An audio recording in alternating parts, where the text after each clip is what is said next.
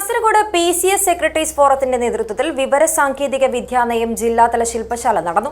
Kasaragod Kerala bank ഹാളിൽ സംഘടിപ്പിച്ച ശില്പശാല ഓഡിറ്റ് ഡയറക്ടർ MS ഷെറിൻ ഉദ്ഘാടനം ചെയ്തു.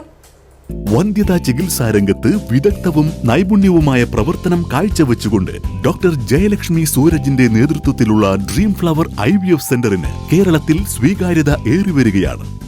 Dream flower IVF centre, bank road, Kasaragod. സഹകരണ സംഘം കമ്പ്യൂട്ടർ വൽക്കരണവുമായി ബന്ധപ്പെട്ട PACS സെക്രട്ടറീസ് ഫോറം തയ്യാറാക്കിയ രൂപരേഖയുടെ പഠനത്തിന് ജില്ലാതല ശില്പശാല നടത്തി.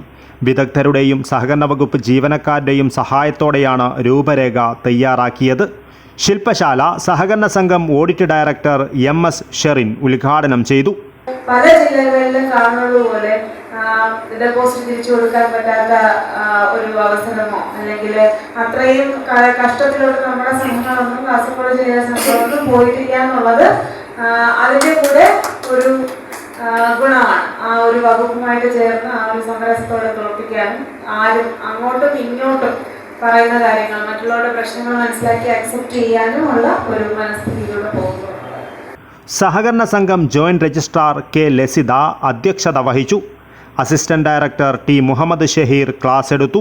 Kerala bank director Sabu Abraham, joint director TM Mathew, V. Chandran, K. Rajagopalan, KV Manoj Kumar, K. Muhammad Salih, J. Ashok Shenoy, K. Kunhikrishnan Nair, Jineesh, K. Gangadharan, Rajan Kuniyeri, Suresh Payam തുടങ്ങിയവർ സംസാരിച്ചു.